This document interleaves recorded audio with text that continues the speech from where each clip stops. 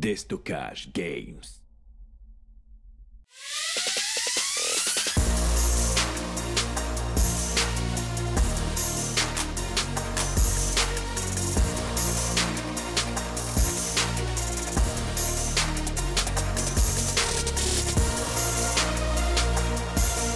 Salut à tous et bienvenue à la présentation de cette Talos 2 PDW Bravo de la série Eagle de chez Delta Armory. Pour commencer, un grand merci à mon partenaire DG Airsoft pour son soutien dans la réalisation de cette vidéo. Au niveau des principales caractéristiques techniques de la gamme Eagle de chez Delta Armory, on retrouve la présence en standard d'un MOSFET programmable, de protection et de déclenchement du tir. Il permet une réponse rapide de ce dernier et l'utilisation de batteries LiPo en 11,1 volts. L'interne est basé sur plusieurs pièces de la marque SHS. La course de la queue de détente pourra aussi être ajustée via une vis directement sur cette dernière. Un système de changement rapide du ressort est aussi proposé après avoir démonté le tube de crosse ou le compartiment à batterie. Au niveau des variantes, ce modèle Talos 2 est disponible en 3 longueurs différentes. La Talos 2 PDW Bravo est livrée dans une boîte illustrée surmontée de la mention 2020 Series. Sur le côté, une poignée de transport est présente, mais aussi quelques données techniques et références du modèle.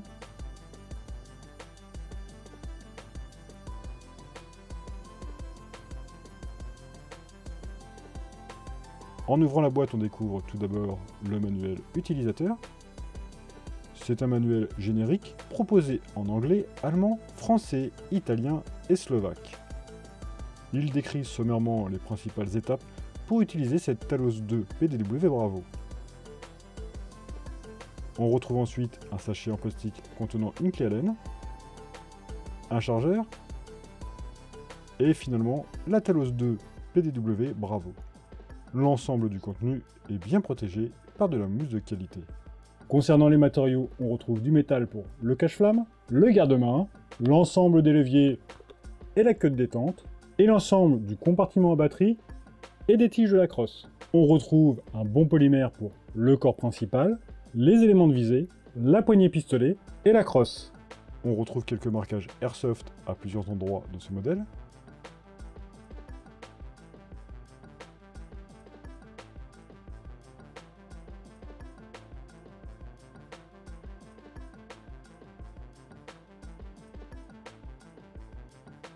De légères traces de moulage sont visibles sur les parties plastiques inférieures. Une fixation pour système Quick Detach est disponible sur le dessous du compartiment à batterie. Plusieurs séries de rails M-Lock sont présents sur les côtés et le dessous du garde-main.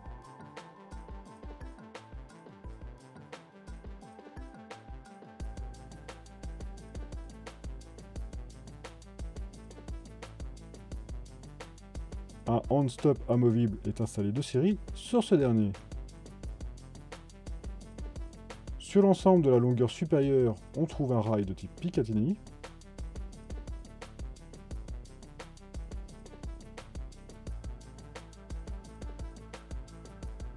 La poignée pistolet offre quelques motifs en relief pour améliorer la prise en main.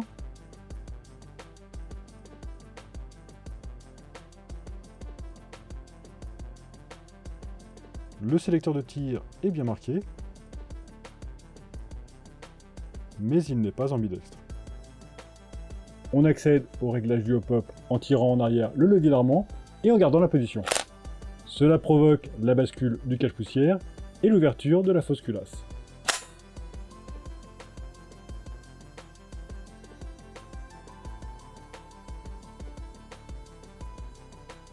Le bloc est de type rotatif, donc facile à ajuster. Le bouton d'assistance pour rechargement et le levier du bolt catch sont factices. La crosse est ajustable en longueur sur 4 positions. Un bouton sur le dessous permet de débloquer cette dernière.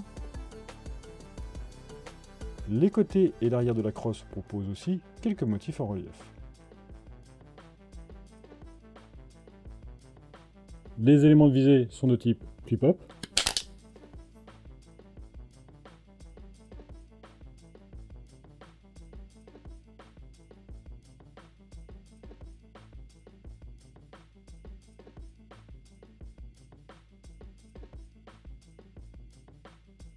L'élément arrière est ajustable et ils pourront être démontés si besoin.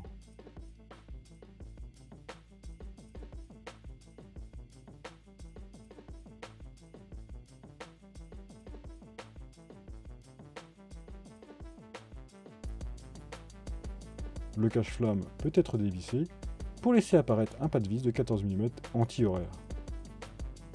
La sortie et l'entrée du chargeur se passent de façon très fluide. Le levier d'éjection se trouve sur le côté droit uniquement. Le chargeur est un mid-cap en plastique d'une capacité de 120 coups.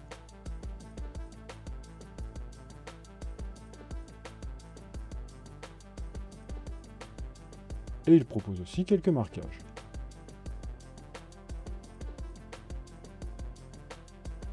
La batterie viendra prendre place dans le compartiment à l'arrière et retirer la crosse aidera à son installation.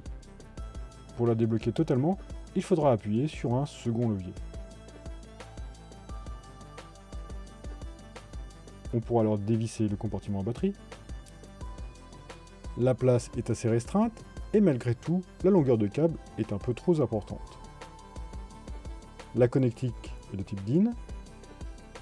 Il faudra une batterie assez compacte. La seule qui passe en ma possession est un modèle Specna Arms. À réception ou après ajustement, il peut être nécessaire de réinitialiser le MOSFET. Pour cela, on débranche la batterie et on positionne le sélecteur de tir sur la position safe.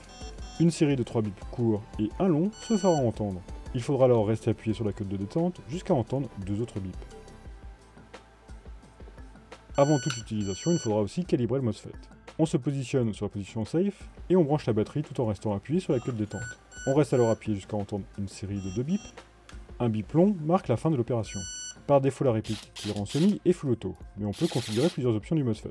Pour commencer la configuration, on se positionne sur la position semi. On reste appuyé sur la queue de détente jusqu'au signal sonore pour entrer en mode configuration. Un appui sur la queue de détente permet alors de naviguer entre les différentes catégories de réglage et un nombre de bips nous indique sur laquelle on se trouve, comme indiqué sur le tableau à l'écran. Pour configurer une catégorie, on passe sur la position full auto et on pourra aussi, avec la queue de détente, naviguer dans les différentes valeurs de réglage. Une fois la valeur choisie, on reste appuyé sur la queue de détente jusqu'à entendre un bip long confirmant la sauvegarde du réglage. Ici j'ai configuré le mode binary pour l'exemple.